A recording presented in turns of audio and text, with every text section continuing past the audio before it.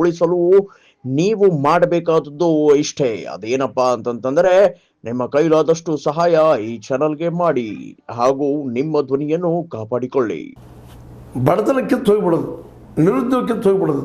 ಆದರೆ ಇವತ್ತು ಆಗಿಲ್ಲ. ಇದನ್ನು ನಾವು ಎಚ್ಚರ ನೋಡಬೇಕಾಗಿದೆ.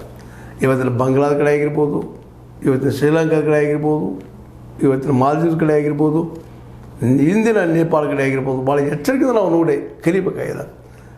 ನಮ್ಮ ಮನೆಗೆ ಉರಿ ಹೆಚ್ಚಿದಾಗ ನಾವು ಚಿಂತನೆ ಮಾಡೋಕ್ಕಿಂತಲೂ ಈಗ ಚಿಂತನೆ ಮಾಡಿ ಇದಕ್ಕೆ ಪರಿಹಾರ ಏನು. ಈಗಾಗಲೇ ಅಮೇರಿಕಾ ನಮ್ಮ ದೋಸ್ತಿ ಬಿಟ್ಟದ, ನೀವು ಚೈನಾದ ಕಡೆ ಭಾರತ ಹೊರಟದ ಅಂತ ತಿಳ್ಕೊಂಡು ನಿಮ್ಗೆ ಮತ್ತೆ ಪ್ಲೀಸ್ ಮಾಡೋ ಪ್ರಯತ್ನ ಮಾಡ್ತಾಯಿದ್ದಾರೆ ನಮ್ಮ ಟ್ರಂಪ್ ಅವರು. ಇದು ಯಾವುದಕ್ಕೂ ಬಲಿ ಆಗದ. ನಮ್ಮ ಜನರಿಗೆ ನಾವು ಉದ್ಯೋಗ ಸೃಷ್ಟಿ ಮಾಡೋಕ್ಕೆ ಏನು ಸಾಧ್ಯ ಅದ? ಗ್ಯಾರಂಟಿ ಕೊಟ್ಟು ನಿಲ್ಲೋದಿಲ್ಲ ಇದು.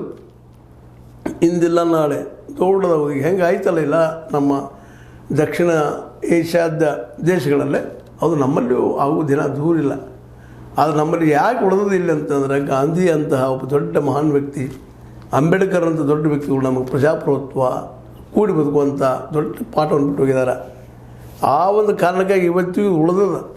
ಆದರೆ ಇದು ಭಾಳ ತಡೆಯುವಂಥದ್ದಲ್ಲ. ಯಾಕಂದ್ರೆ ಹಸಿವ ಏನು ಬೇಕಾದನ್ನು ಮಾಡಿ ಹೋಗೋದು ಬರ್ತದೆ, ನೀರಡಿಕೆ ಏನು ಬೇಕಾದನ್ನು ಮಾಡಿ ಹೋಗ್ತದೆ, ಆರೋಗ್ಯ ಏನು ಬೇಕಾದ ಮಾಡಿ ಹೋಗ್ತದೆ. ಆ ದಿಶೆಯಲ್ಲೇ ಇವತ್ತಿನ